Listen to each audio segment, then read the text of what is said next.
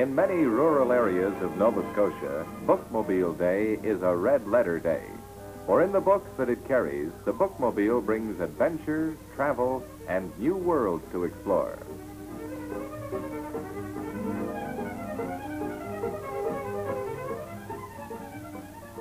So young and old alike wait impatiently for the Bookmobile as it travels along its scheduled route.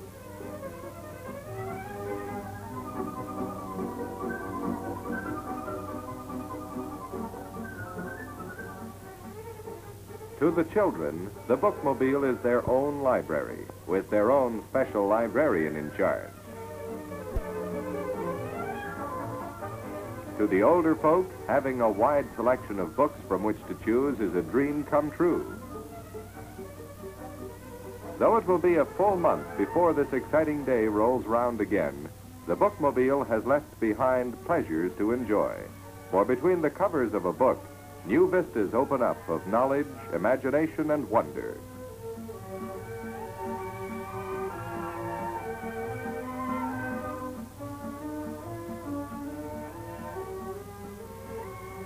As the Bookmobile travels its daily miles through Nova Scotia, it carries its priceless cargo of fact and fiction from one remote fishing village to another, and to others who work in areas remote from libraries.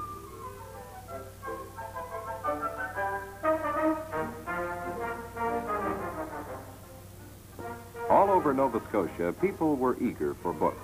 Requests flooded into the government from farmer, fisherman, housewife. So today, in many regions, books come to the people on wheels, and the Bookmobile is now an essential part of the regional library service of this province. Annapolis Royal in 1949 set up the first regional library in Nova Scotia. A regional library is the headquarters of both Bookmobile and branch library service for a certain population area. As more and more of man's knowledge, imaginings, and activities are captured on the printed page, new volumes are listed and made available through the regional libraries. Later to take their place alongside the books of the ages in reference catalogs.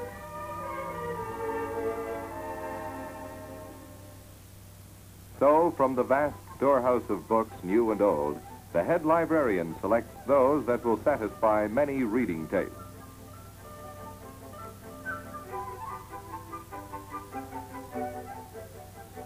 That the selection is a discerning one is proved by branch library records and also by the tattered appearance of books that are in great demand and constant use. So the regional headquarters also becomes a repair shop for these much-traveled volumes.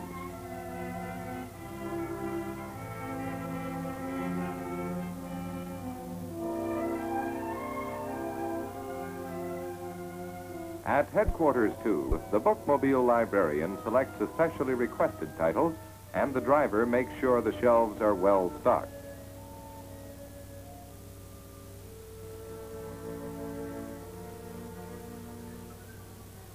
Each morning before setting out, all necessary volumes, both those requested and new ones, have to be made available. The driver, though not a trained librarian, becomes a useful assistant. All through the year, 5 days each week, the Bookmobile is on the go, over paved highways, over country roads, through towns, villages, and isolated communities, widening the reach of human communications through the printed word.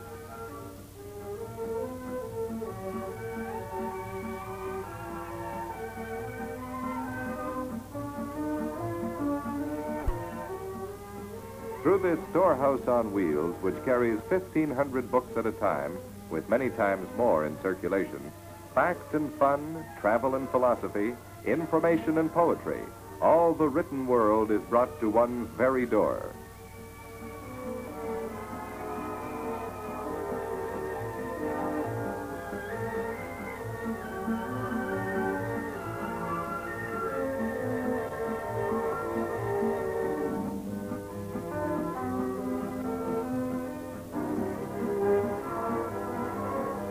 The hunger for books is real.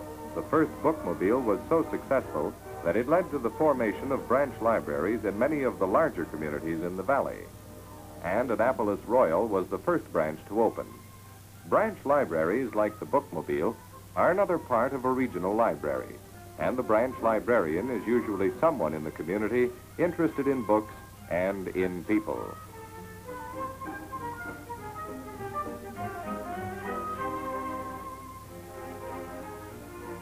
Branch libraries are a community effort, with the building maintained by the community it serves.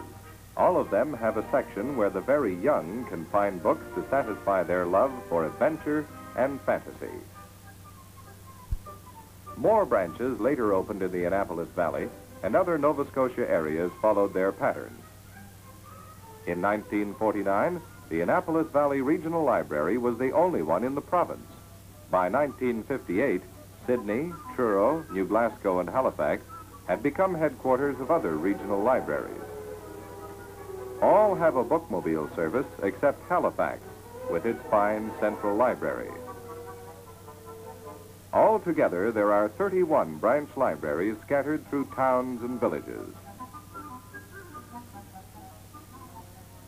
A fine building is not the first essential. Books, 2 books, 3 books. Books make a library. The space to put them can be anywhere. That is why, especially in small communities, branch libraries may be found in unexpected places.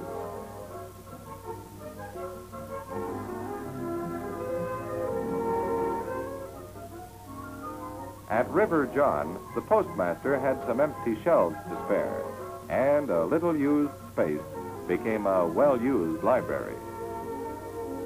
At Great Village, books are the main actors on the stage of the IOOF Hall. At Glace Bay, books have their own bank. The bank office and vaults now house books, another sort of treasure. So a library can be anywhere if people really want it.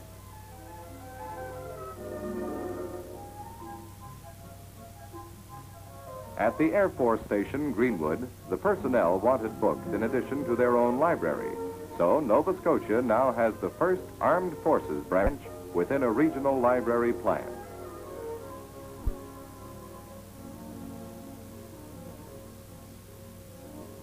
At Reserve in Cape Breton, the branch enshrines the memory of Father Jimmy Tompkins, who in 1935 made his dream of a people's library come true. Father Tompkins' enthusiasm for self-help through reading and discussion was infectious. His experiment with books in a little mining town sowed the seed of library services in Nova Scotia today. From a new idea, roads to reading traveled in many directions.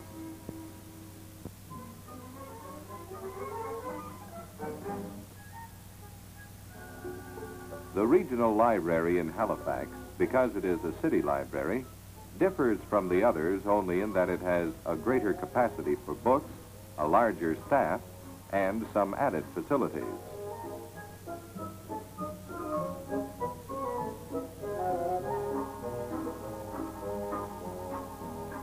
In addition to the children's library, there is the story hour, when, under the spell of a skilled storyteller, the children are won in the adventures of what happened on Mulberry Street or some other fanciful tale.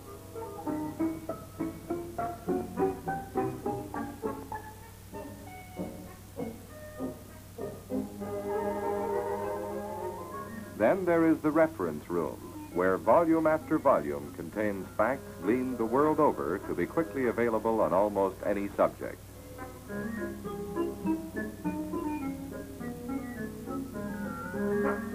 Filed away on microfilm to save space and handling of bulky papers, facsimile or photographic copies of old and new newspapers, and valuable documents may be viewed at will.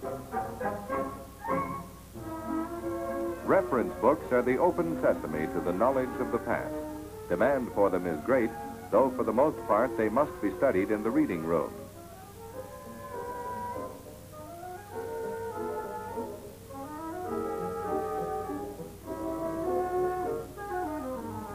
But branch libraries and bookmobiles provide reading facilities for only half the population of Nova Scotia.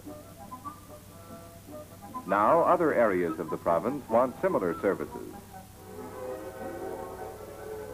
How do they go about this? A committee considers the value and the cost to the community. This information is given out to such groups as Home and School, Church, Women's Institutes, service clubs, farmers and fishermen's organizations, who report back to the various councils.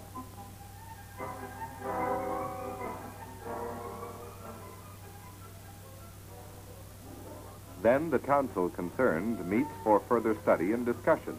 When satisfied that the community wants and needs this service, the mayor signs the agreement and the council votes the necessary funds.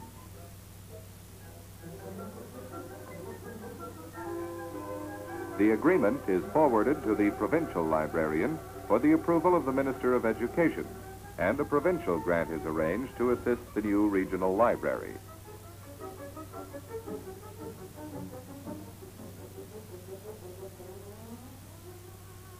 From headquarters in Halifax, the administration of all library services is carried on. One of their facilities is an interlibrary loan service to make possible the borrowing of books not available in local collections. And behind the scenes goes on the sorting, stamping, filing, and cataloging of books which is necessary for fingertip reference before they are sent out to their various destinations.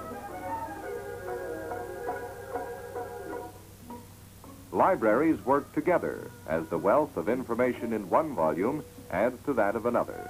For example, the Legislative Library is a storehouse of rare old historical documents and Nova Scotiana.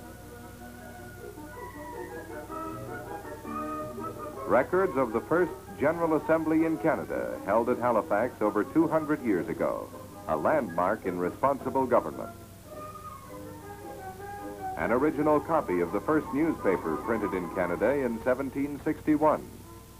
Writings of Joseph Howe, the great statesman, and Halliburton, the great humorist. These rarities of the past, guarded in historic Province House, the stationary branch libraries serving the large communities, and the bookmobile bringing books to remote areas, give the people of Nova Scotia access to the written word of all time. The availability of rare books through photostatic copies and the interchange of books through all library services are no longer barred by distance, and the doors of knowledge are open to all.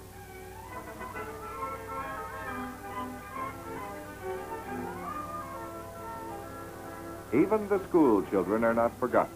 In addition to the hundreds of scheduled stops each month, the bookmobile makes school stops as well. It comes only once a month, but its coming is looked forward to by every child.